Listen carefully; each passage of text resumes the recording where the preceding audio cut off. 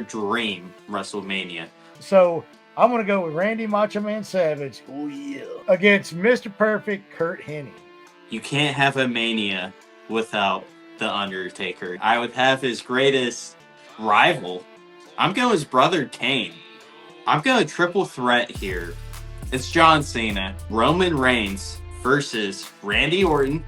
I think it would just be awesome seeing all three of those guys in their prime. So I'm going to have Eddie Guerrero versus me. Hey, Flair. We ain't got time to talk to you, Flair. What the fuck is his name? Welcome to Catching a Vibe. I'm your host, Drew. And today we have a very special video and a special guest. My guest today is a man that kills parties with his farts. The Blue Oyster co-owner and the biggest putts the WCW ever had, Kwee Wee, Allan Funk. Allan, how are we doing? I'm good, man. I appreciate that introduction. It was great. Although that's been a while, but that is a true story. Oh, that was such a great story when you told me that. Me and my dad were laughing at that for like a week after. What your dad was there, wasn't he? Yeah, he was almost there. Positive he was. Yeah, he was. I think he told me he was like outside, then like he came in, and that's when you exploded. Dude, I was farting inside. People were going outside. I'd go outside and they'd come back inside. Yeah, they were taking shifts going inside and outside, wherever Allan wasn't at. And I literally I don't know if you ever heard of your dad talk about a kid he went to high school with, Mike Donovan. Mike Donovan. That sounds familiar. He literally, I farted right in front of me. He literally puked. he was we were outside. He went over the banister at this guy's porch and just, yeah.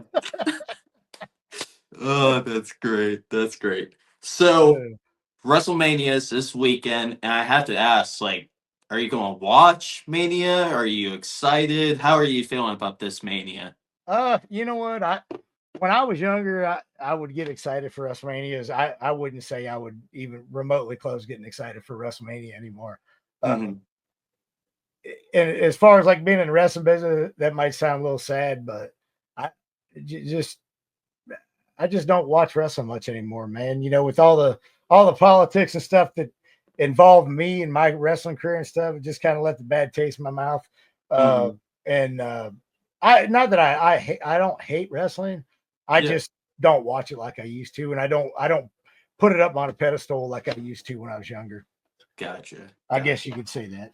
Okay, that's a shame. I hate hearing that. I mean, like I said, I don't hate it. I just maybe I'll get back into it one of these days. I'm just right now at the point in my life. I'm plugging my computer. Shit. You're good. Oh, my screen went blank.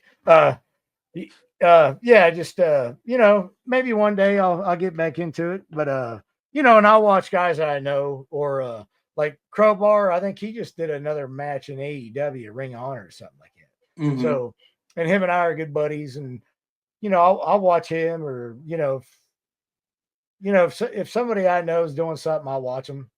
And you know, I trained with like Randy Orton and that down at OVW, but I was never really good friends with him, so I don't really root for him. Yeah, I mean, I've always liked his. For some reason, his tattoos are cool. I like his, I like it. I mean, I love how he works. I mean, there's nothing I really don't like about him other than he was kind of a butthole back in the day, but I've heard he's changed a lot since then. So, but I'm a fan of his wrestling for sure. Gotcha. And my next question is, what's like your favorite Mania moment or like WrestleMania? Which do you think is the best?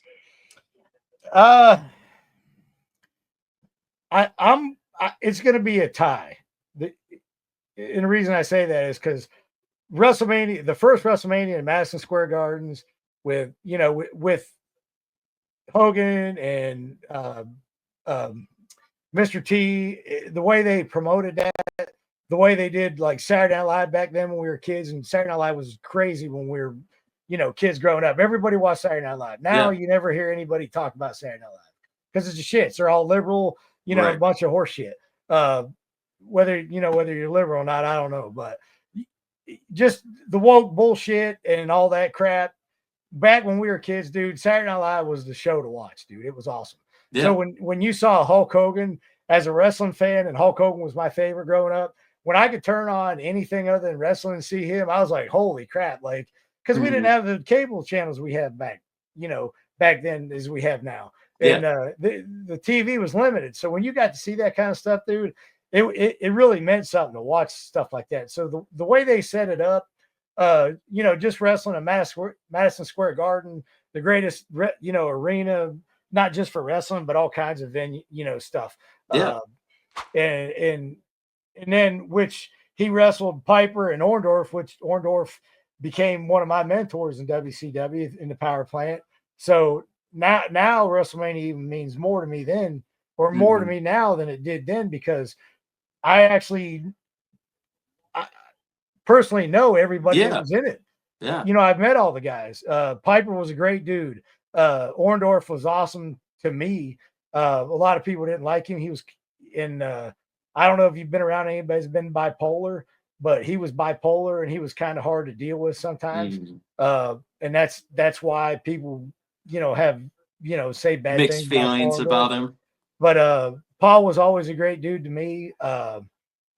And I can't say nothing, enough good things about Paul. Now he was crazy. I mean, he was batshit crazy. Yeah, no doubt about it. But he was always cool with me. And there's a few guys that we came up with in power plant, and then they'll tell you the same thing. Great dude, love him to death. But yeah, he was crazy. But having him as one of my mentors and stuff, like I said, made WrestleMania now to me even more special, since now that I know, guys that were involved in that match. So WrestleMania 1 for sure.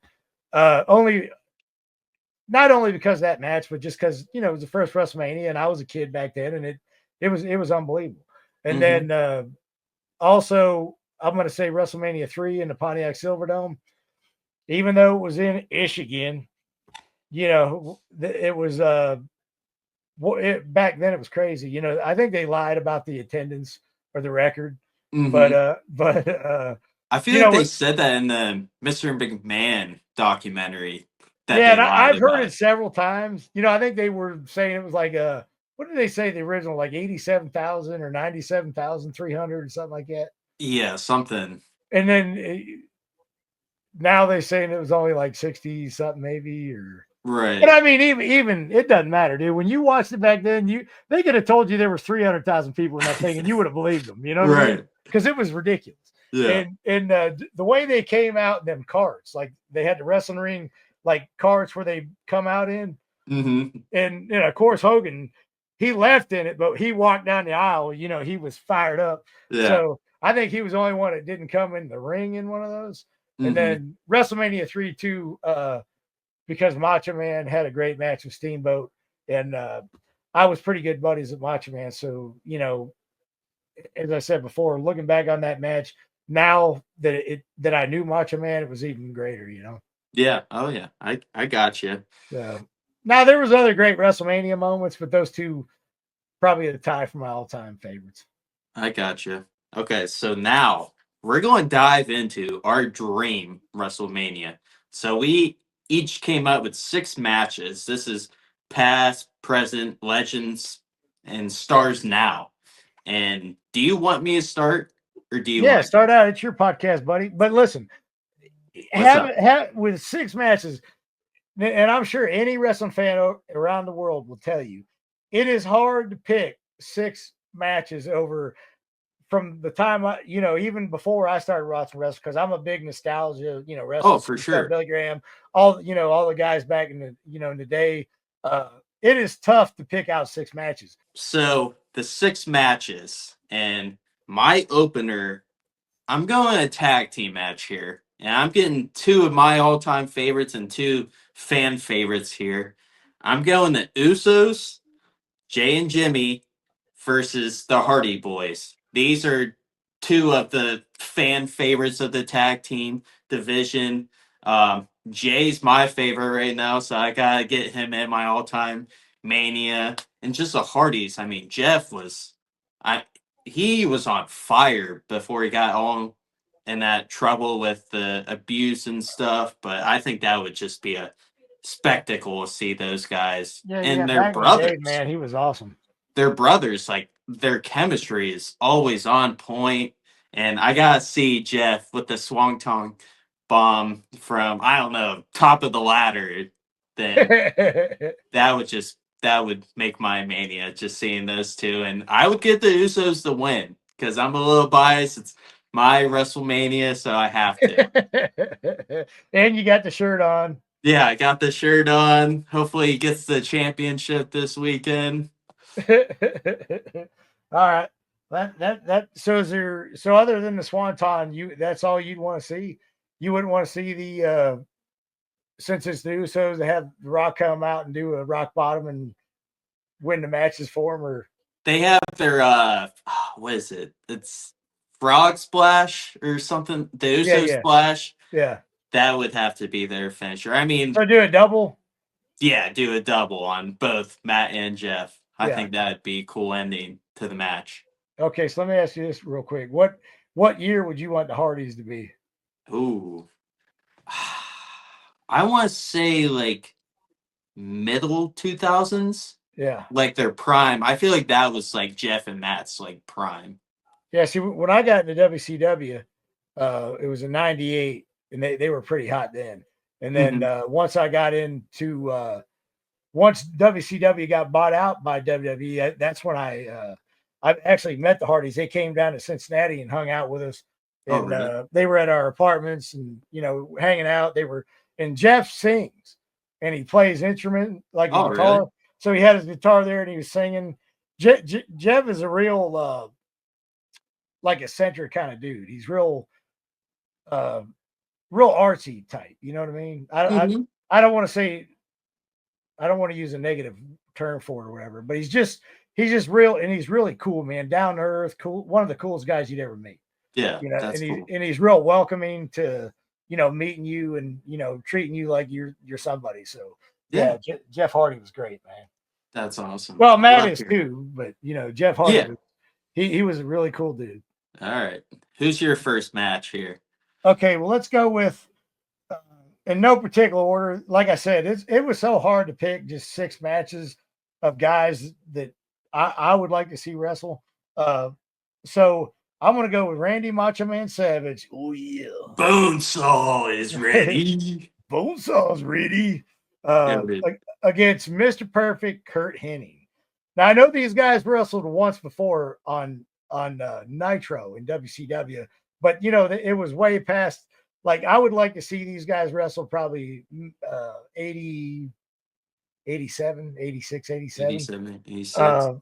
So, and I know, I knew Kurt, well, I knew both these guys. They're both passed away, rest in peace. But they were both down-to-earth dudes, great guys, man. Macho Man treated me like, like he'd known me for years when he first met. He actually introduced himself to me in an airport. And he's like, "Hey, I'm Randy Savage," and I'm like, "Yeah, brother, I know who you are. I know who you are. Are you kidding me? Yeah, like I think I know who you are."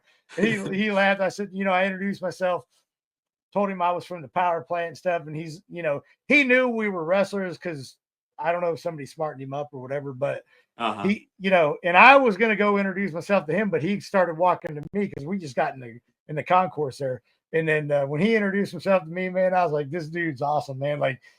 Because a lot of these guys wouldn't. They would wait for you to walk up to them and talk to them, Gotcha. So, to see Macho Man wrestle Kurt Hennig, Macho Man too. They were both ridiculous athletes. Macho Man played professional baseball, played for Cincinnati Reds, has a baseball card, probably whipped Pete Rose's ass once or twice, I guess.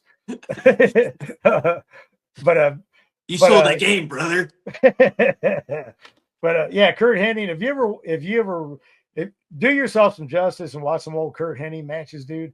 If you watch how he sells for people, like he will make you look like you're murdering him.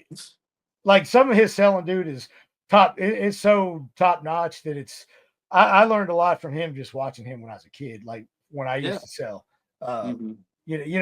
he done this move. He does his move like, and you watch a lot of his matches. He'll hold on the top rope, like, and I think Randy did this in their match. He'll kick their leg, like his leg and his hamstring, and he will flip up and almost land on his neck, like sell that good. Like, Yeah. but he holds himself with his arm on the rope so he doesn't hurt himself. But it looks amazing. So you would just to watch those two work would have been awesome back like I said, like probably 86, 87. Because they were both back then unbelievable. Yeah. So that to me that would be a great match, and of course I'd give Randy the win, just because they probably would have given him the win if they booked that match anyway. But this not is necessarily. You. But, this is you. If I booked that match, I would definitely I'd put Randy over. I got you. So my next match here, I'm going women's here, and I'm going Rhea Bloody Ripley, the star right now. She's definitely the best of the women's and the favorite. Oh yeah. Versus China. I mean, China was a powerhouse in the 90s. I mean, she was great, and these are two of the biggest badass women like pro wrestling has ever seen. So I think that would be an awesome match to see those two go at it. If China was still alive and she come out during WrestleMania or Raw or something, could you imagine the pop she'd getting in her face? Or like a Rumble, if she came in the Rumble, that would be crazy. She would definitely. It would definitely be a pop. I agree. Yeah, that would go viral. Oh yeah. YouTube or whatever. But for that match, I would give Rhea the win, just because it's my booking and she's mommy now, so I gotta give her the win. And Rhea is actually strangely hot to me. Like I don't know. I'm not going to say anything because I have a girlfriend right now, but I'm it don't matter. Well, you never know. You may one day get 10 million subscribers and Rhea Ripley be knocking down your door. Yeah, I could interview her in the future, so I would just keep my mouth shut. You're hilarious. Hey, wait a minute. This is a wrestling podcast. Let's keep it PG-13. Yeah, come on, Kwee Wee. I'm just kidding. So who you got next? All right. So no special anything you would like to happen during that match? I just want to see them go at it, to be honest. Yeah, that'd be awesome. Okay, so I'll go. Since you come out with a women's match, I do have a women's match as well. I'll throw that out there. And this is one of my all-time favorite women wrestlers. I know her personally. Still talk to her on the phone. Great person, good Christian girl, Molly Holly. Okay. I would love to see her wrestle Charlotte back in her heyday. Ooh, that's a good matchup. So, because Molly Holly's by far as far as female wrestlers go, technical wise or just psychological, the psychology, the business, everything. Versus Charlotte would I think would be unbelievable because Charlotte seems like she's got good psychology as well. Charlotte's body's stupid. Her athleticism is, off the charts. I'm sure with Molly coming up with some of the spots and stuff, but that match to me would probably be a main event WrestleMania match in my eyes. Yeah, I'm excited to see Charlotte for this Mania. Who she's working? Tiffany. What's that? Who's she working?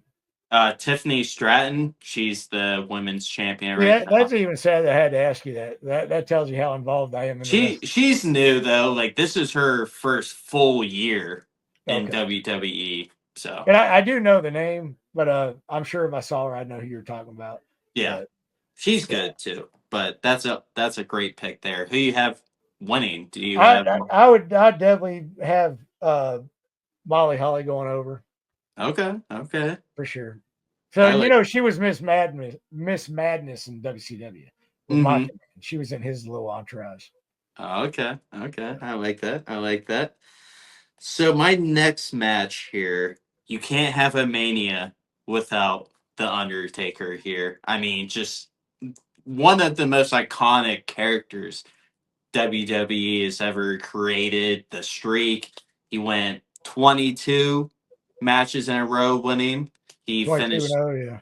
Yeah. All right. Now, before you go any farther, which Undertaker would you have come out? This is tough. like on the because motorcycle. That's not the a lot American of people like Badass. the old Undertaker when he come out with the purple gloves or whatever. Yeah. Where he's like athletic still for the Undertaker with the Yeah. purple. Yeah, I would have him. Then I would have his greatest rival. I'm going with his brother Kane, the Brothers of Destruction. And I don't think they've had a Mania match. I couldn't even tell you. So I think that would be awesome for those two to finally have their moment at Mania. In this match, I want a coffin match. So whoever loses gets stuck in the coffin. So now, what year of Kane would you want? I would want like right when it comes out, like 97 with the mask, big red. And he was freaking huge back then. Yes. So I think that would be great. He has one of the greatest like entrance, like his first time appearing when Undertaker's like selling, like, holy shit, that's Kane. I think that was awesome. So I would love to see those two. And since I'm the oldest brother, I'm going with Undertaker. I'm a little biased, but siblings love this rival between those two. Like the oldest always picked Undertaker and the youngest always picked Kane. So I'm going with the Undertaker here. So he's going to be 26-2 after my Mania. And there's probably going to be about 400 Tombstone pile drivers in that match. Yeah, then their entrance alone is going to be about 15 minutes than just walking down to the ring. Definitely. All right, so who you got next? So I got I'm going to give my buddy Paul Orndorff a shout out. Okay. I got him, Paul, Mr. Wonderful Orndorff, one of my old mentors in WCW, versus, and I'd love to see this match just because Brian Cage is built like a brick crap house, and Paul would have loved that guy, I'm sure. They're kind of built like super similar, like their body types. Wouldn't you agree or no? Yeah, I'm not really sure. You know what? I've never met Brian Cage in person. Okay. I think I was in the same building with him, but I never got close enough to meet him, which I was upset about because I'm a big fan of Brian Cage's. Because that dude, for his size, I don't know if he's as tall as Paul or maybe he is. I don't know. Mm-hmm. But yeah, I would. Now, Paul Orndorff in his heyday was built, I mean, ridiculous. Yeah. But no doubt. Brian Cage is just on another level, dude. He's like professional bodybuilder level. Like, isn't his nickname Swolverine? Yeah. Yeah. And he's so athletic for having that much muscle. Like he does cruiserweights, like he could literally, I mean, he does wrestle cruiserweights. Like he wrestles back foot. Like, I mean, he's fast. He's agile. For the muscle that dude has, he's ridiculous. Yeah. And that alone, Paul would have saw him and went, that's a shoot, kid. You're built like a brick shit house. That's like that'd be Paul's reaction. Like if Paul had to wrestle him, I guarantee that Brian Cage better lace his boots up because it's going to be a rough night. Because when Paul saw guys like that, he wanted to make it clear that he was the man. He's an alpha male. Yeah. And he would have made it clear to Brian Cage. And if he wouldn't have, Brian Cage after that match would have learned the hard way that he was the alpha male. I gotcha. So who you have winning the match? Oh, Paul Orndorff, definitely. I figured. With the pile driver. Pile driver? If not two of them. Why not three? Well, with Brian Cage's neck, you'd have to give him three to probably hurt his neck. That's true. All right. We'll keep it at two. We'll keep it at two. All right. So my next match here, this is an awesome match. Like this could easily be anyone's main event, but I have it at the 3 slot. I'm going triple threat here. 3 of the best of my generation. I'm going Roman Reigns, the tribal chief, the champ of 1,300 days, the 10-time main eventer, versus Randy Orton, who you were talking about earlier.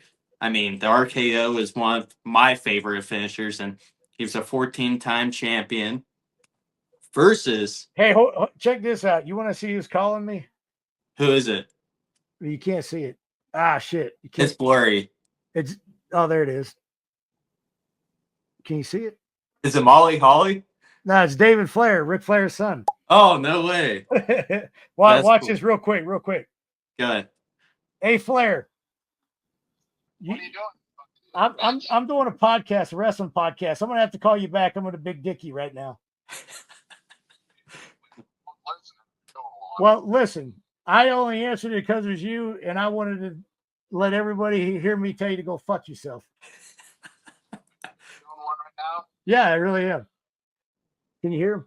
Hello? What the fuck are you doing it with? I'm doing it with dude. He's got 2 million subscribers on this podcast. We ain't got time to talk to you, Flair. What the fuck is his name? Hey, let me holler back at you though, for real. All right, later. That was awesome. That's awesome. All right. So the third opponent is John Cena.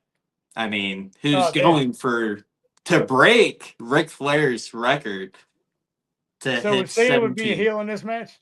Yes, Cena is a heel now. Or no, not my match. Okay. He would actually be baby face. Randy's the heel, and Roman just does whatever he wants. I mean, he's a heel, but people still love him. Oh, yeah. So, with this match, I think it would just be awesome seeing all three of those guys in their prime, like Randy and Cena, like mid 2000s. I would want to pull them from. Roman right now, I think that's when he's at his best, like today. And for this, I would have Roman win, but I would build it up as Cena's about to win, about to give him the attitude adjuster. Then Randy Orton out of nowhere RKO's him, and Roman wins with a spear. Nice. So he pins Cena. Yes, he pins Cena after the RKO. Yep. Nice. That's how I would book. And the RKO is one of the most. You ever see these videos that people make and they're RKO and people, or like they'll do it out of nowhere. Like these kids will be screwing around. You'll see a kid come up and boom. I saw this TikTok of Randy Orton was at his daughter's volleyball match. Yeah. And like the kids in the students section did the RKO in front of him. And he was like, he RKO'd somebody on the floor. Yes. And dude, he was like laughing at it. You could hurt yourself doing that on the floor. Well, he's a young kid and he just wanted Randy Orton to see him. He probably had so much adrenaline he didn't give a shit. Yeah. So I would love to see that match for sure. Yeah, that'd be a good match, actually. Who you got next? I'm not a big fan of Cena, only because I used to hang out with him, and then he big dicked me last time I seen him. He acted like he never met me. So that's tough. Let's see here. Okay, so the next match I'm going to go with another buddy of mine. One of the greatest wrestlers of all time, in my opinion. Most underrated. Family's a great family. I'm going to go with Brad Armstrong. Okay. Which I'm sure your Uncle Greg would appreciate him. In his prime, probably I'm looking at maybe sometime in the mid 80s. Okay. But Brad looked great up until the time he passed away. Against AJ Styles. Ooh, AJ, my boy AJ. And the reason I picked AJ for Brad is because I love AJ to death too. I know AJ pretty well. I kind of come up in the business with him a little bit. We worked together. I wrestled him and Jerry Lynn one night, me and Lenny Lane, when we wrestled for TNA. AJ can pretty much wrestle with anybody. He's never had a bad match. He can adapt to whatever style he needs to. And Brad was by far the best, one of the top 5 most technical wrestlers. Smooth. Have you ever watched any Brad Armstrong matches? I haven't, no. Dude, you watch Brad Armstrong do it. You know what a Russian leg sweep is? Yeah. He used to do the Russian leg sweep so good that it was his finish. Wow. Now Brad, he could make anything look good, but to do a Russian leg sweep he made it look like it was unbelievable. Mm-hmm. Like, and he would float over with it, land on the guy 1, 2, 3. Like Brad was one of the greatest. And a cool thing about Brad is when I had I owned a supplement store in Marietta, Georgia. Okay. He actually worked in my supplement store with me. So Oh, he really? would work the counter with me. Yeah. So That's and cool. he was great. Like whenever Brad met people, like he'd lock up with you. Like if he met you, if I introduced you to you, he'd be like, "Hey, Drew," and he'd lock up with you. Like that's just how Brad was. He just did Yeah. that. He was just awesome. So That's cool. just everything that guy did, man, was in the wrestling ring was unbelievable. And he come from a great family. His dad was awesome. You know, his mom's awesome. All his brothers are awesome. So yeah, and I would definitely put Brad over in that match. Okay. So and Brad wins over AJ. Oh, in a minute. AJ might be mad at you hearing this. No, I don't know. I think AJ's got a pretty good feel for the business, and I'm sure he met Brad Armstrong a few times. Okay. Okay. I like that. So my next match, this is a match I love, and these are two of my all-time favorites here. I'm going Shawn Michaels, the Heartbreak Kid, versus Bret Hart. I mean, they had some great matches back in the day, and I would set this match up after the screw job when they just hated each other. Like there was so much heat on those two, and I feel like everybody would tune in to see that match. Like, what's going to happen this time? That would just be awesome. Yeah, it would be. Now, yeah, because like I think if people did say that match ever happened, people would tune in thinking, now who would you put over them? I would put Bret over. Okay, so that even makes this what I'm getting ready to say even better because Bret's thinking he's going to win again, so he's probably thinking in his own mind, this is screw job number 2, and I'm not letting it happen. Yeah. No matter what. And I would probably venture to say Bret would have a conversation with the referee before they walked out there.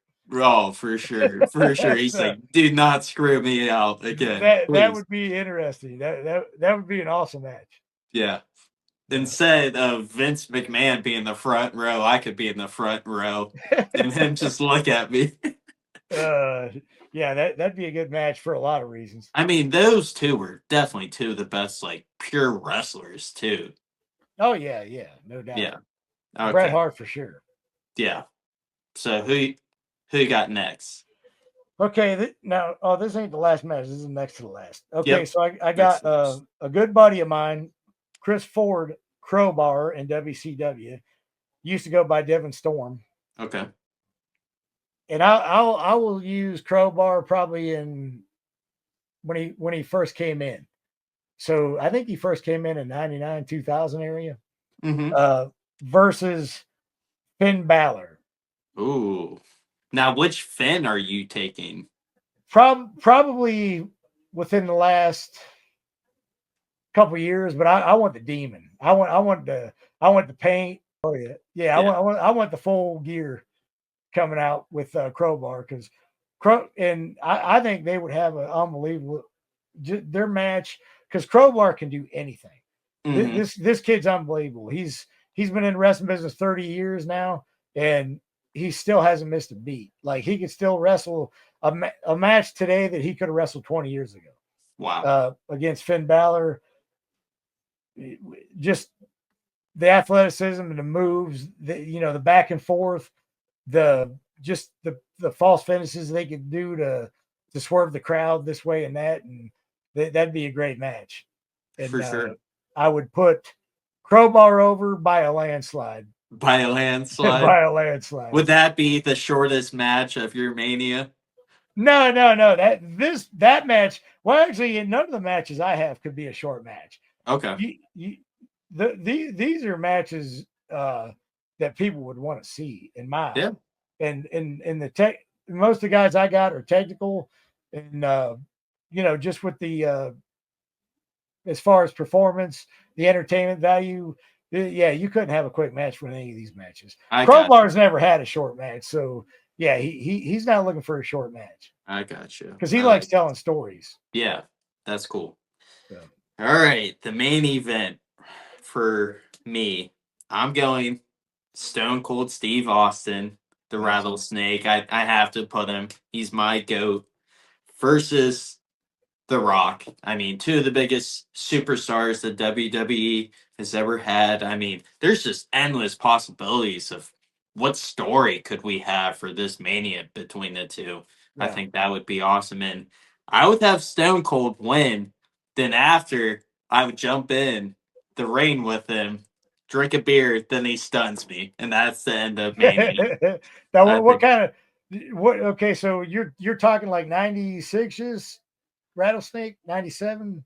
98, 96, somewhere along there. Just when like the Attitude Era was. Yeah. I mean, he was just everybody was tuning in. What's Stone Cold going to do tonight? Now which Rock would you want? See, this is where it's tough because I like The Rock, like early 2000s. And right now, he's the final boss. He's such a great heel. Like, if there was a way I could grab the 2000s and make him like the final boss, if that would be possible, I think that would be awesome. Well, I tell you what, back in the day, there was no bigger pops. I would put Rock first and Stone Cold second as far as like when they did pre-tapes with The Rock, they did these tapes hours before the show.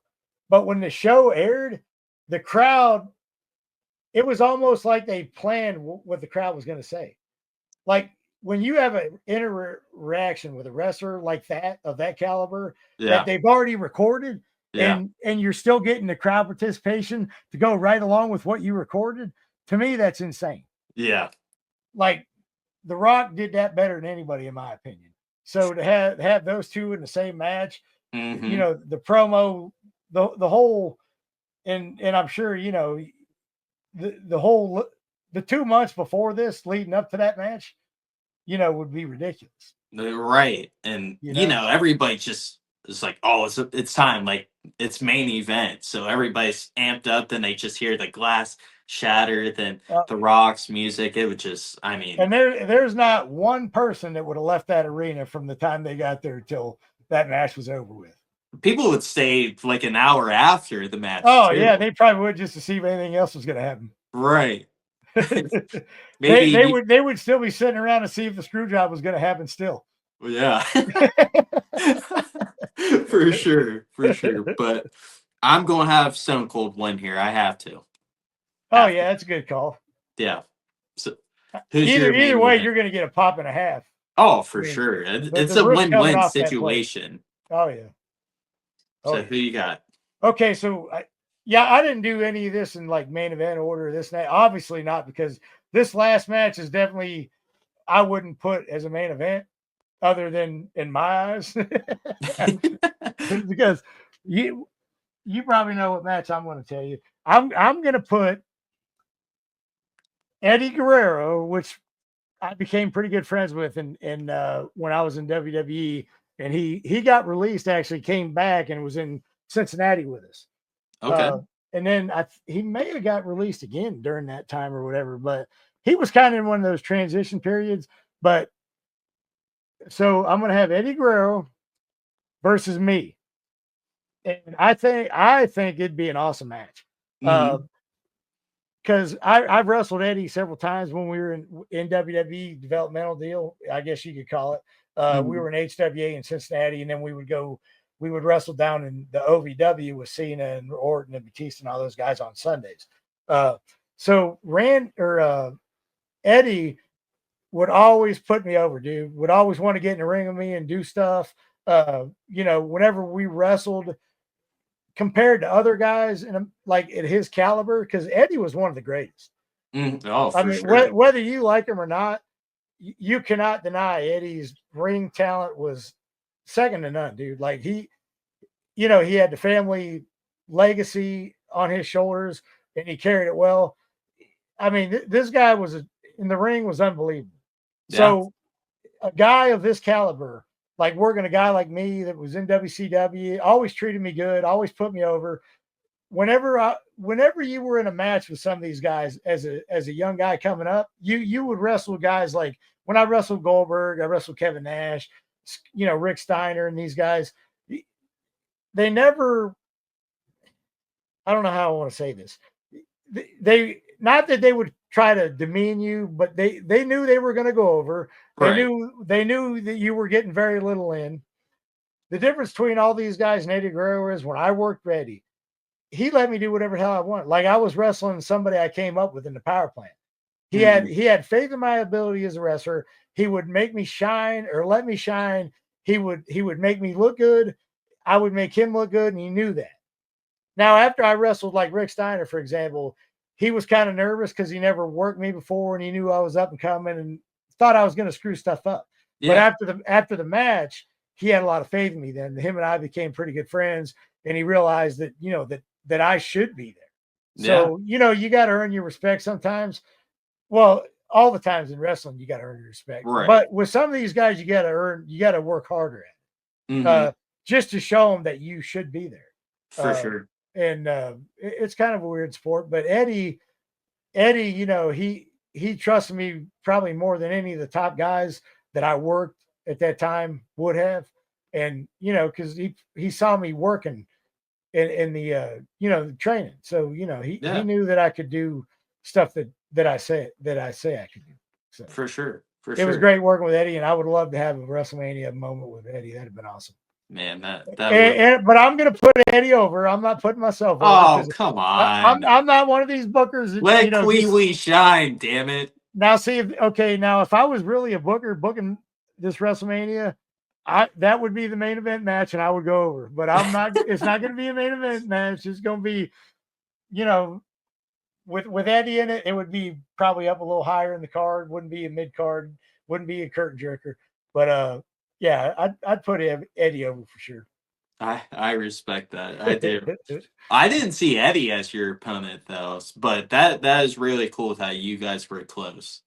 Yeah. We used to train and go to the gym together. We'd eat dinner and stuff together, and he'd always hang out in our hotel room. And actually, when I was in WCW, he gave me and my dad his hotel room in Cincinnati one night. Him and Chopper were just going to drive to the next town, so he let me and my dad stay in his hotel room. He used to do that all the time with me.